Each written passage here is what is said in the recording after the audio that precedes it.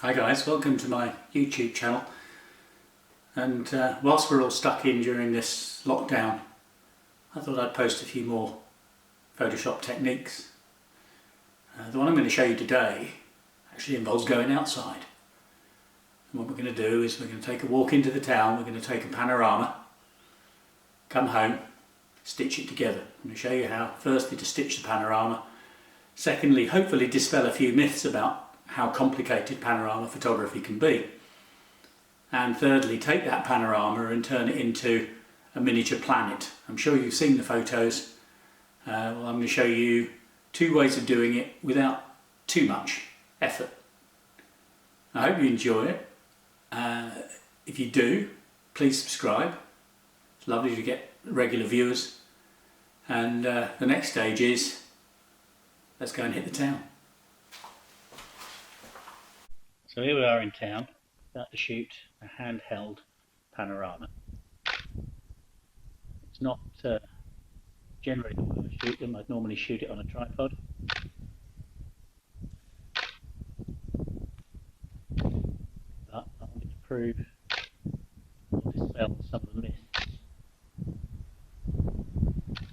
about needing to use nodal points and everything else. Providing you have nothing too close in the foreground, you would honestly never notice, and we'll see this when I stitch the photo together afterwards. That's done.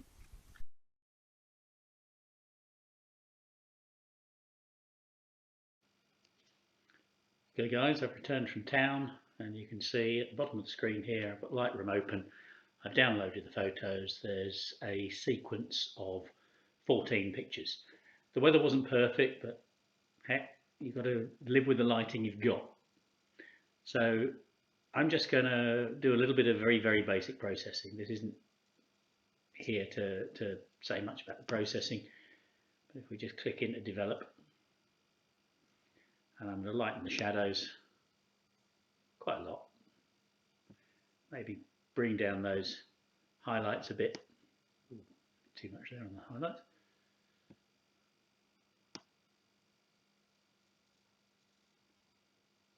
That's got a bit of texture and tone in it. I might even put, let's try this, a gradient on the bottom half of the pictures.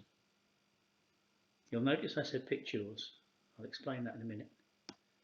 A little bit more exposure, chunk of contrast, make it look a bit more exciting and normal. Let's click done on that. And of course it does, I'm shooting with a wide angle lens, and if you notice the video you'll realise I was pointing it upwards, so I'm going to suffer from converging verticals. Everything you shouldn't do in a stitched panorama. You should have the camera on a tripod, you should have it at the nodal point, you should have everything set perfectly. Unfortunately the world isn't always like that, and unless I've got a really wide lens on, I wouldn't have got the tops of the buildings in. So I've shot it on a 24 to keep the perspective as I wanted it. And what we're going to do here now is just take our transform and set those verticals kind of vertical. Yeah, sort of like that. And take the Y offset and bring that down just a touch. I can never get this right. Just sort of like that. Am I gone too far? No, I reckon that's about right. Click on there, and that's reasonable. This area here is still a little bit dull, a little bit flat. Can we do anything more on the exposure there? Can we just bring those highlights up just the tiniest bit, and maybe put a little bit more clarity into that to give it a bit more punch and excitement? We can process further later on. That's done the first photo. Now, have I got to go through all the rest of those 14 pictures and do the same adjustments? Otherwise they're not going to fit together. Yeah, of course I am. If you hold the shift key down, this works for Macs, this works for PCs, it's no different. Hold the shift key down, click on the last of the images. With the first one selected, you select all 14 pictures. Down here you'll notice it says sync. I'm going to synchronize what I did to those photos, and you'll see everything has been ticked. I just clicked on check all. So treatment, white balance, basic tone, tone curve, gradients, transformations, everything that I've done on that first image is going to be done to all the rest of the images. It might not be perfect, but it's a great start point. Click on synchronize and it will get on with it. If you watch the bottom, it does it in a kind of random order, but it's going through. Just number 59 to do. That's almost done the lot. That's done all of them, which is fantastic. Now we need to stitch them together. Again, I'm using Lightroom for this. It does a pretty good job. I'm quite happy with it. I've never had major problems. And you just hold the control key down, command key on a Mac, and hit M. M for merge.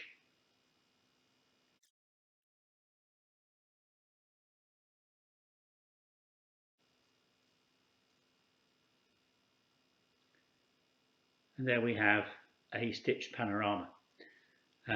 You will notice, because I was hand holding and the camera doubtless went up and down a wee bit as we went through, I've missed bits of the ground, I've missed bits at the top of the sky.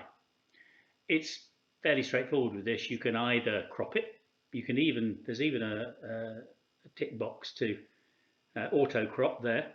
Auto settings here I don't kind of like, because that puts too much contrast in. But there's a lovely little one here called Fill Edges. I'm going to click that.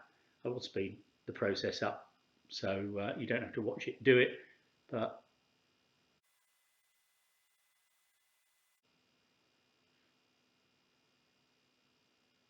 And that's filled the edges. It's a pretty good panorama. I'm just going to click merge. And again, while it's doing this, it takes a couple of minutes. You'll see it on this screen take about 5 seconds. I will have sped up the video. Don't think that your computer's gone wrong when it's taking a long time. So here we go. There, it's complete. The full 360-degree panorama. Now, when we took that photograph, you will notice we started right in the middle at that building in the centre, and I panned all the way around 360 degrees, and I finished at the building at the middle. Yet Lightroom has chosen, because there was overlap through all the photos, to stitch it in a completely different way. And my start and finish point is in the centre of the photo, which is great because we don't have problems matching up the sides. Should we wish to make it a cylindrical panorama, or what we're actually going to do in the next stage is turn it into a planet. So we're just going to take this and open it up in Photoshop.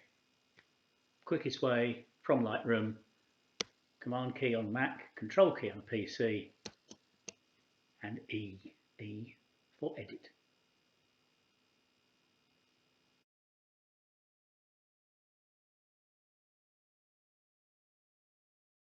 Okay guys, so I've opened the file now in Photoshop. I have lightened the foreground just a touch, but I'll run other videos on this. What we're going to do with this now is to turn it into effectively Planet Keswick. Like my last polar coordinates demonstration, you will remember, hopefully, that it works from a square image. And it is a different polar coordinates. It's only using one of the filters. But the first thing we need to do with this image is turn it into a square format. And we do that by altering the image size. You can either go image and down to image size, or as you can see from the shortcut there, hold the Alt key, the Control key, Command on a Mac, and I. Having got that there, let's just click that. You will notice again that the width and the height, that little chain, disconnect it. So we can alter one without altering the other, and you change the format of the picture. The height here is 5,632 pixels. I'm going to change the width to 5,632 pixels as well. Now I totally appreciate this photo works fine as a panorama, save it as a panorama, so that looks great. Click on OK, and we have there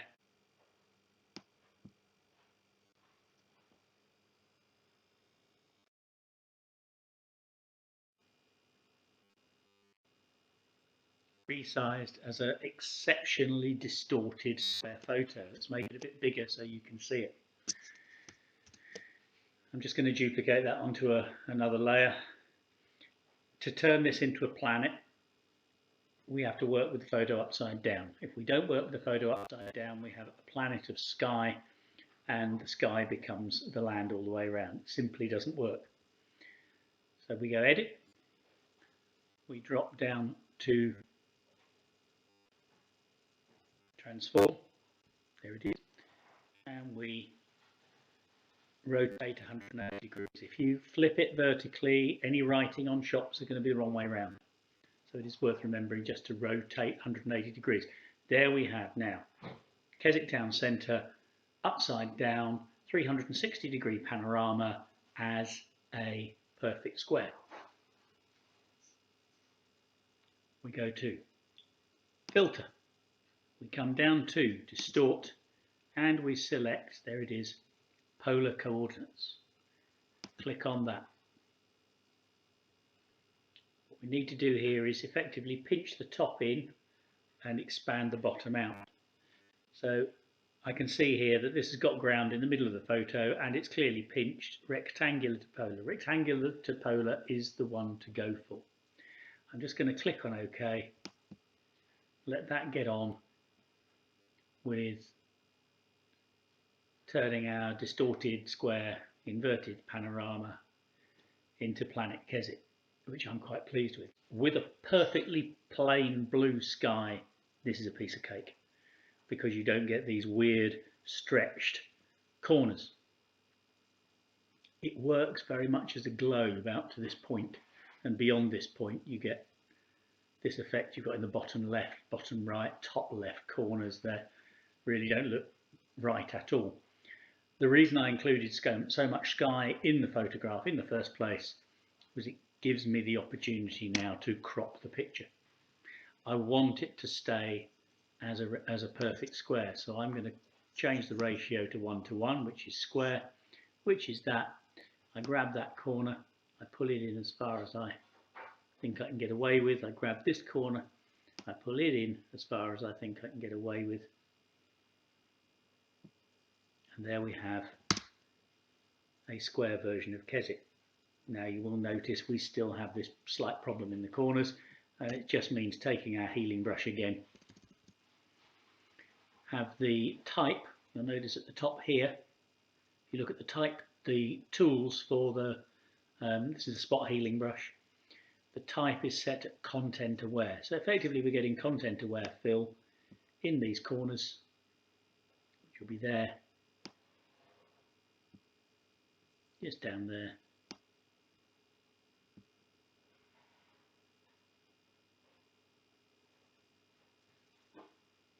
Across the bottom right.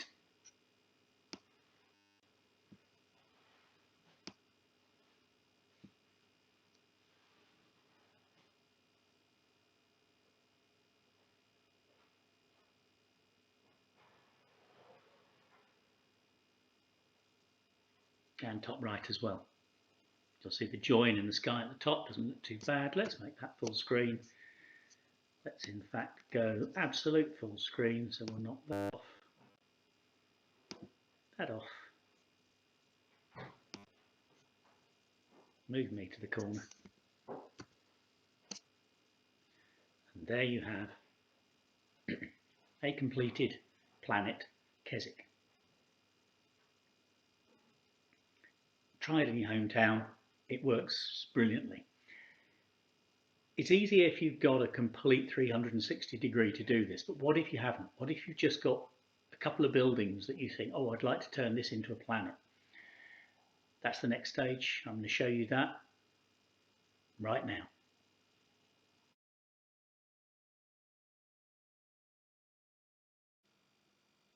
Well, now you know how to create a planet from a 360 degree panorama. What happens if you've got a photo, say like this one, of 2 or 3 interesting buildings in a row, and they kind of make a good planet on their own, but it's not a 360 degree. The right hand half won't match up with the left hand half. There is a way. It's a little bit of a cheat, but there is always a way. I've already done a couple of adjustments in this. It was shot on a wide angle lens, so I've straightened the verticals. It was handheld, it wasn't quite straight, so I've straightened it a bit, and you'll notice the bottom edge, I have a little bit of transparency there. I'm just going to take a healing brush, and with the healing brush I'm going to make it big enough at that end to draw a straight line in Photoshop, whether it be with a healing brush or anything, or any brush. If you put your cursor at one end, click it, move it to the other end, and before you click it, hold the shift key down and then click again. And that draws a straight line between those 2 points. You can do it to create arcs, circles, any shapes you like. That was just using the spot healing brush, and it's fixed that little bit of transparency at the bottom of the pavement. I could have cropped it, but I wanted a bit more pavement for the middle of that planet. And secondly, I'm going to duplicate the layer. Not to work on, simply because I need a wider building. And I need the right hand and the left hand halves to meet up. So I'm going to edit, transform, flip horizontal. We now have 2 layers. The bottom layer like that, the top layer like that. And if we take that as the left hand half and this is the right hand half, they will meet up, the edges will be perfect, and the big green bush will meet quite nicely in the middle. Let's give it a go. In order to do that, we have to firstly increase the canvas size. Again, it's under Image, and it's canvas size, Alt, Control and C, C for canvas. Rather than trying to do the maths and change the width or height by centimetres, okay, I know it's a 108.82, hope I got that right. Just go to percent. I want to extend the canvas purely on the left hand half of the photo. So if I click on that part, then it will extend it that way, and I want to extend it by a further 100%. So I want it 200% in width, same height, no change. You'll notice the background colour from down here is white. Click on OK, and what we then end up with is a very wide, actually clear, because it came in as a layer, photo, 2 layers, not a problem. I take the layer 0 copy and I take the move tool and I drag it quite simply just across to there. And there you have a perfectly joined, let's zoom in and I'll show you. It's a perfect join all the way down.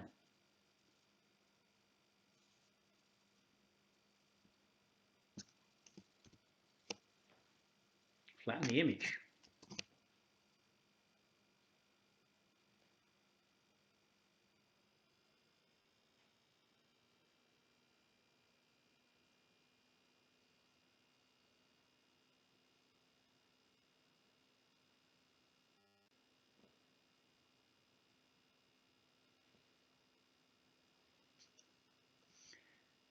Remember, to create a planet, we need a square picture.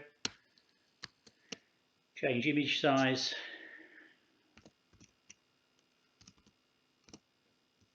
To match the height, width to height, 4024 by 4024.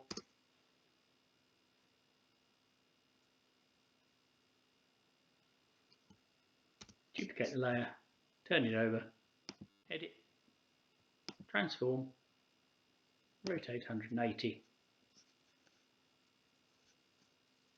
and then we go again, filter, distort, polar coordinates, rectangular to polar. Okay, we have a perfectly blue sky. So remember those streaks we got in the previous picture, which had clouds in the sky? We don't get them in this picture. I wouldn't say that it doesn't need a crop. I would still be very happy to take a crop tool to that. If you hold the Alt key down as you crop, it'll bring all four sides in together.